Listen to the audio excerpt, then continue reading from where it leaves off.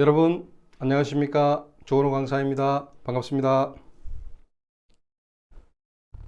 지난 시간에는 기후변화의 심각성에 대해서 알아보았는데요. 오늘은 기후변화가 어떤 원인에 의해서 발생하는지 알아보겠습니다. 기후변화의 원인을 알아보려면 먼저 지구의 기후 시스템과 탄소 순환에 대한 이해가 필요합니다. 그래서 이에 대해 간략하게 살펴보겠습니다. 기상과 기후를 결정하는 지구 기후 시스템은 첫째 대기권, 그리고 둘째 해양, 강, 호수 등의 수권, 그리고 셋째 고산 빙하, 북극, 남극과 같이 눈과 얼음으로 덮여 있는 빈권, 그리고 넷째 생물이 생활하고 있는 생활권, 그리고 다섯째 암석과 토양으로 이루어진 지권의 5개 구성 요소로 구성되어 있습니다. 이들은 서로 활발하게 상호작용을 합니다. 해양은 태양 에너지에 의해 수증기로 증발해서 대기에 열과 수증기를 공급합니다. 그리고 대기는 바람에 의해서 해양에 운동 에너지를 줍니다. 북극과 남극 등의 빈권은 지구의 알베도, 즉 반사도를 변화시킵니다. 빙하는 흰색이죠. 그래서 태양 에너지를 흡수하지 않고 반사함으로써 지구의 복사 지수에 영향을 미칩니다. 최근 빙하가 녹으면서 바닷물이 노출되어 태양빛을 반사하지 않고 흡수함으로써 빙하가 녹는 속도를 더욱 빠르게 촉진하는 음의 대먹임 현상이 발생하고 있습니다. 지권은 식생과 토양을 통해서 대기로 에너지를 방출합니다. 그리고 생물권은 탄소 동화작용으로 기후 시스템에 영향을 미칩니다. 지구 기후는 이러한 여러 가지 요소가 서로 상호작용을 하면서 균형을 이루고 지구의 기온을 안정적으로 유지합니다. 식물은 광합성에 의해서 이산화탄소를 흡수합니다. 그리고 호흡에 의해서 이산화탄소를 배출합니다. 동물과 식물은 죽으면 땅 속에 묻혀서 화석 연료가 됩니다. 그리고 화석 연료는 연료로 연소되어 대기로 이산화탄소를 배출합니다. 대기 중에 있는 이산화탄소는 바다와 호수 등 물에 녹습니다. 그리고 물에 녹은 탄소는 산호나 조개 껍데기의 구성물질이 되고, 또한 물에 녹은 탄소나 해양 생물체의 사체가 퇴적되면 석회암이 됩니다. 이렇게 탄소는 상호 균형을 이루면서 탄소의 형태를 바꿔가면서 지구의 기후 시스템 안에서 서로 이동하면서 순환함으로써 탄소 수지가 균형을 이루어서 지구의 기후를 안정적으로 유지시키는 역할을 합니다. 그리고 어떤 원인에 의해서 이러한 지구의 기후 시스템 안에서 탄소 수지의 불균형이 나타나면 기후가 변하게 됩니다. 우리는 매년 510억 톤의 이산화탄소를 배출하고 있습니다. 분야별로 살펴보면 전기를 만드는 데 27%, 시멘트 등의 제조 과정에서 31%, 농업과 가축 사육에서 19%, 교통과 운송에서 16%, 냉난방에서 7%가 배출됩니다. 그리고 우리는 2050년까지 탄소 배출을 제로로 낮추어야만 합니다. 여기서 탄소 배출 제로라는 의미는 탄소를 전혀 배출하지 않는다는 뜻이 아니고 탄소의 순 배출이 제로라는 의미입니다. 탄소를 배출하는 양과 식물의 광합성과 해양의 흡수 등을 통해서 생태계가 탄소를 흡수하는 양이 같게 되는 것을 말합니다. 이상으로 지구의 기후 시스템과 탄소 순환에 대해서 알아보았습니다. 그러면 본격적으로 기후변화의 원인에 대해 알아보겠습니다. 지구의 기후가 변하는 원인은 크게 자연적인 원인과 인위적인 원인이 있습니다. 자연적인 원인은 태양 복사 에너지의 변화, 지구 공전 궤도의 변화, 화산 활동 등이 있습니다. 그리고 기후 시스템의 자연 변동성으로 인한 엘니뇨와 북극 진동, 몬순, 대기 순환, 해양 순환의 변화가 있습니다. 그리고 인위적인 원인은 이산화탄소, 메탄, 아산화질소와 같은 온실가스 농도의 증가와 산림 훼손, 토지 이용 변화가 있습니다. 좀 더 세부적으로 알아볼까요? 태양 에너지의 변화가 기후를 변화시키는 원인이 됩니다. 태양의 흑점수는 11년을 주기로 변합니다. 흑점이 많아지면 태양 복사 에너지가 증가합니다. 그리고 20세기에 들어서면서 태양의 흑점수가 뚜렷하게 증가하는데 온실가스에 의한 지구온난화를 부정하는 학자들은 태양의 흑점수가 증가하는 것이 바로 지구온난화의 원인이라고 주장하기도 합니다.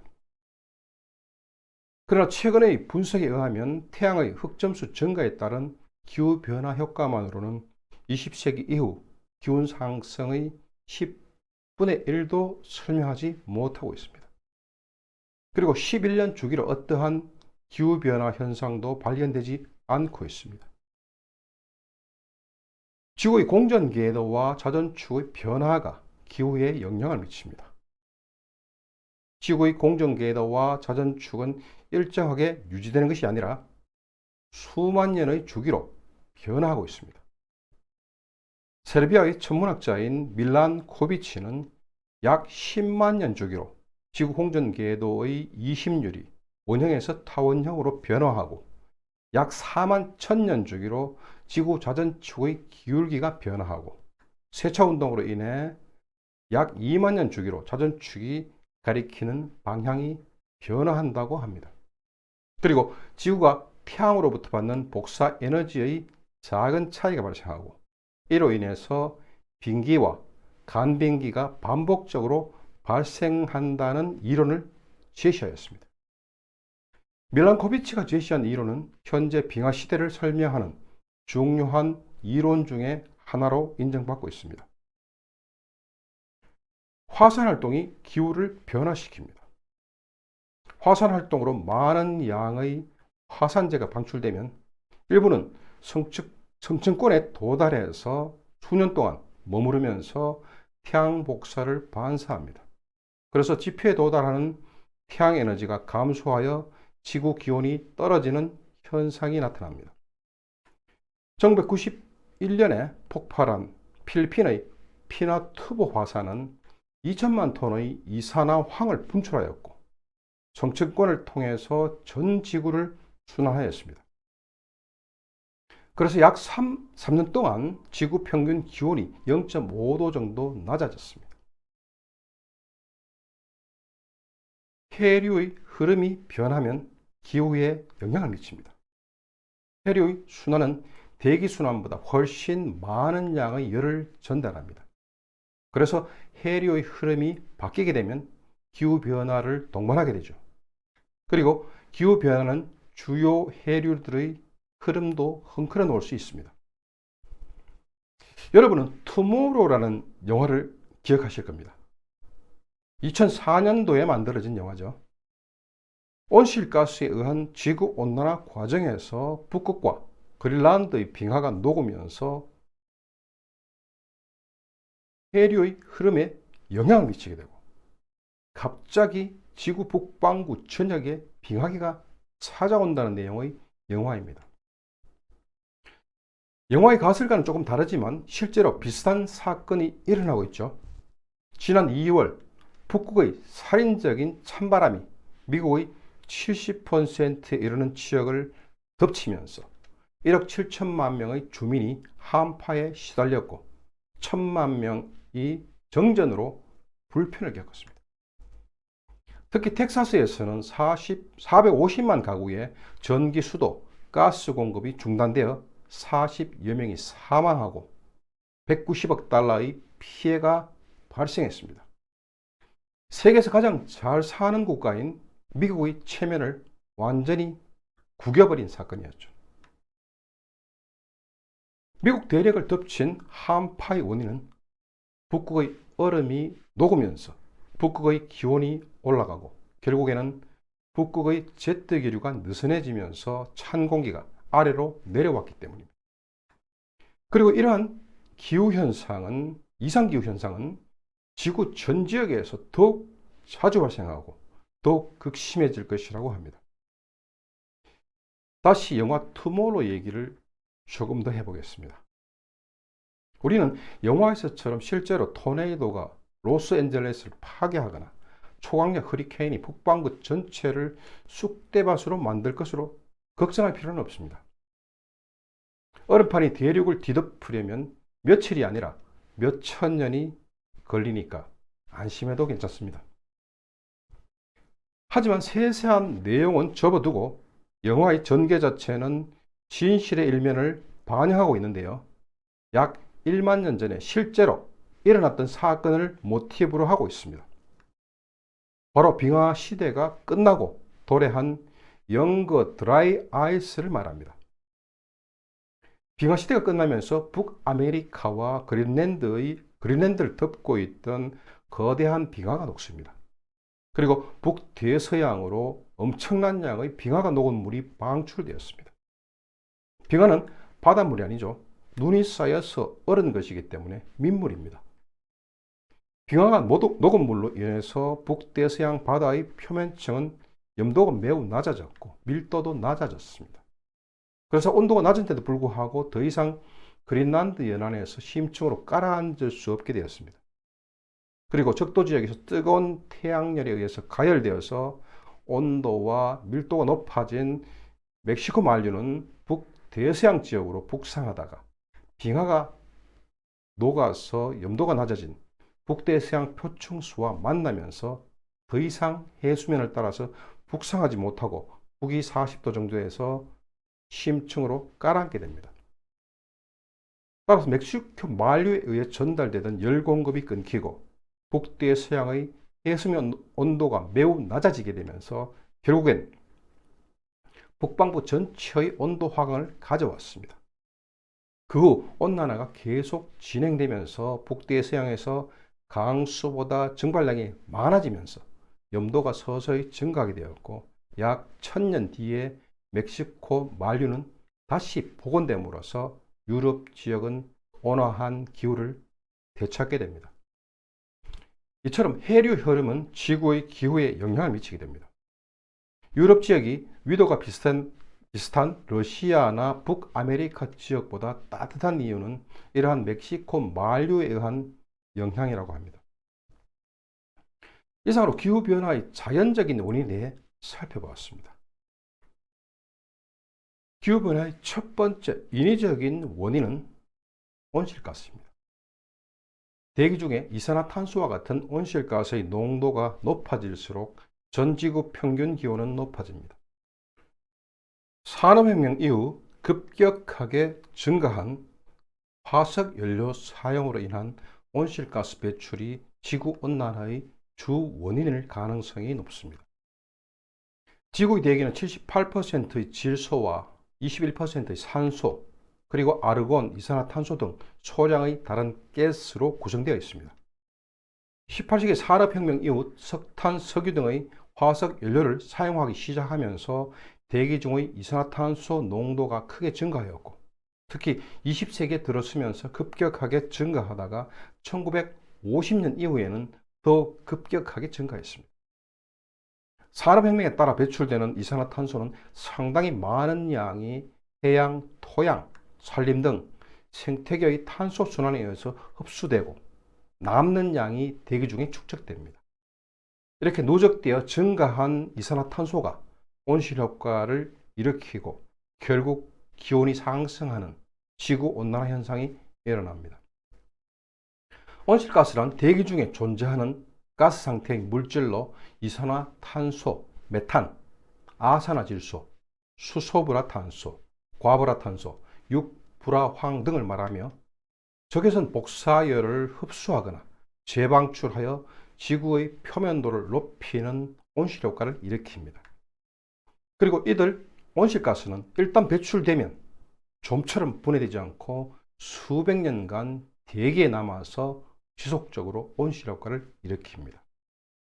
온실효과는 태양의 열이 지구에 도달해서 밖으로 나가지 못하고 순환되는 현상입니다.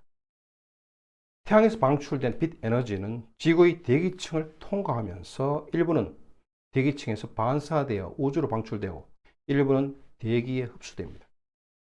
그래서 약 50% 정도만 지표에 도달하여 흡수되고 빛 에너지는 파장이 긴 적외선으로 바뀌어 외부로 방출됩니다.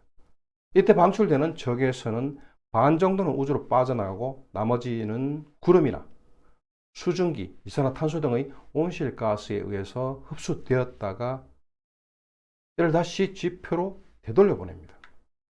이와 같은 작용을 반복하면서 지구의 기온을 상승시키는 것입니다. 온실가스는 이렇듯이 이상기후를 일으키는 기후변화의 주범이지만 아이러니하게도 우리 인류의 생존을 위해서는 꼭 필요한 고마운 물질이기도 합니다. 이렇게 말씀드리면 시청자분들께서는 저한테 이렇게 말씀하실 수도 있을 텐데요. 어이, 조건호 강사, 무슨 헛소리를 하는 거야? 여태 온실가스 배출을 멈춰야 한다고 호들갑 떨다가 갑자기 무슨 뜬금없는 얘기를 하는 거야. 이렇게요. 만약 그렇게 생각하셨다면 그 이유를 지금부터 말씀드리겠습니다. 온실가스 때문에 지구의 온도가 올라가고 있는 것은 분명한 사실입니다. 그리고 지구의 평균 기온은 오랜 기간 동안 약 15도 정도를 유지하고 있고 그 이유는 바로 온실가스 때문입니다. 온실가스는 두 개의 얼굴을 가진 야누스와 같은 존재라고 할 수 있습니다. 그러면 여러분의 이해를 돕기 위해서 금성과 화성으로 가보겠습니다. 금성과 화성에도 온실효과가 있는지 그리고 기온은 어떤지 알아볼까요? 금성의 대기압은 90기압으로 대기 밀도가 엄청나게 높습니다. 그래서 만약에 사람이 금성에 간다면 납작하게 찌그러질 겁니다. 그리고 금성 대기의 대부분은 이산화탄소로 구성되어 있습니다. 여기까지 말씀드리면 현명하신 시청자분들께서는 금성의 기온이 어떨지 이미 짐작하셨을 겁니다. 금성은 이산화탄소 농도가 높으니까 온실효과가 크고 기온도 높을 거야 라고 생각하셨죠? 네, 맞습니다. 금성 표면의 온도는 평균 섭씨 460도 정도로 펄펄 끓고 있는 찜통 날씨입니다. 반면에 화성은 중력이 약해서 대기가 매우 희박합니다. 그리고 화성 대기의 대부분은 이산화탄소로 구성되어 있지만 대기압이 0.006기압으로 지구의 0.75%밖에 되지 않습니다. 그래서 화성은 온실 효과가 거의 없기 때문에 표면의 평균 온도는 섭씨 영하 80도로 엄청나게 춥습니다. 이처럼 온실 효과 때문에 인간을 비롯한 생물들이 지구상에서 살 수 있는 것입니다. 지구의 온도를 적정하게 유지하기 위해서는 온실가스가 꼭 필요하지만 과도한 온실가스의 증가는 더 많은 열을 흡수하고 온실가스를 증가시켜 지구의 온도를 상승시키는 기후변화, 즉 지구온난화 현상을 초래합니다. 또 다른 기후변화의 인위적인 원인은 산림훼손과 토지이용 변화입니다. 오늘날의 세계 인구는 이미 78억 명을 넘어섰습니다. 이 많은 인구를 먹여 살리기 위해서는 식량이 필요하죠. 그래서 우리는 온실가스를 흡수하는 나무를 베어내고 그 자리에 농토를 만들고 도시를 건설했습니다. 그리고 더 많은 곡물을 재배하기 위해서 살충제를 사용하고 화학비료를 뿌립니다. 이렇게 재배한 곡물과 채소에 잔류하는 농약 성분은 고스란히 우리 식탁으로 올라옵니다. 그리고 농토에 뿌린 화석비료의 질소 성분은 절반 정도만 농작물이 흡수하고 나머지 절반은 땅으로 흡수되거나 강이나 바다로 흘러 들어가서 환경을 오염시킵니다. 부영양화에 의한 녹조와 적조를 일으킵니다. 그리고 아산화질소 형태로 대기로 빠져나갑니다. 아산화질소는 이산화탄소보다 지구온난화 지수가 무려 256배나 큽니다. 그리고 화학 비료를 만드는 과정에서도 많은 양의 온실가스가 배출됩니다. 그리고 우리 인류는 식용으로 약 10억 마리의 소를 키우고 있습니다. 이들이 트림과 방귀로 내뿜는 메탄은 이산화탄소 20억 톤과 동일한 온실 효과가 있습니다. 그리고 1칼로리의 소고기를 얻기 위해서는 6칼로리의 사료를 소에게 먹여야 합니다. 즉 우리가 고기를 많이 먹을수록 그 고기를 얻기 위해서 더 많은 식물을 심어야 한다는 얘기죠. 토지의 중요성에 대해서도 알아보겠습니다. 토양 속에서는 수많은 미생물들이 살고 있습니다. 그리고 식물은 뿌리를 통해서 영양분을 흡수할 때 이들 토양 미생물과 서로 돕는 공생관계를 오랫동안 유지해 왔습니다. 토양 미생물은 공기의 78%를 구성하고 있는 질소를 흡수해서 암모니아 형태로 환원시켜서 식물이 흡수할 수 있도록 도와줍니다. 그러면 당연히 식물도 토양 미생물에게 대가를 지불해야 하겠죠. 예, 맞습니다.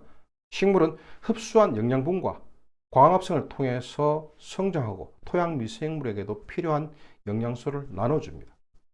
그런데 화학 비료의 사용으로 인해서 토양 미생물은 더 이상 질소를 사용해서 암모니아를 만들 필요가 없어졌습니다. 그리고 살충제는 토양 미생물에게 치명적인 영향을 미칩니다. 우리가 더 많은 농작물을 재배하기 위해서 사용하는 살충제와 화학 비료에 의해서 토양이 황폐해졌습니다. 그리고 그 피해는 고스란히 우리 인류에게 되돌아옵니다. 지금부터 우리는 농작물을 재배하는 방식을 친환경적인 방식으로 바꾸어야만 합니다. 토지는 식량 공급뿐만 아니라 생물 다양성과 담수 그리고 다양한 생태계 서비스를 인간에게 제공합니다. 그리고 토지는 온실가스의 흡수원이고 지표면과 대기 간의 에너지나 물과 같은 물질 교환에 중요한 역할을 합니다. 우리는 매년 510억 톤의 이산화탄소를 배출하고 있습니다. 우리에게 다가올 기후변화에 의한 재앙을 막기 위해서는 2050년까지 탄소 순 배출을 0으로 낮추어야만 합니다. 이것이 바로 오늘 우리가 처해 있는 현실입니다. 그리고 탄소 배출 제로는 우리가 반드시 달성해야 할 목표입니다. 이상으로 기후변화의 원인에 대해서 알아보았는데요. 다음 시간에는 기후변화 문제의 해결에 대해서 고민해보는 시간을 갖도록 하겠습니다. 오늘 강의가 유익하셨다면 구독과 좋아요 버튼 눌러주시면 감사하겠습니다. 여러분들의 관심이 저에겐 큰 힘이 됩니다. 여러분, 다음에 만날 때까지 안녕히 계세요.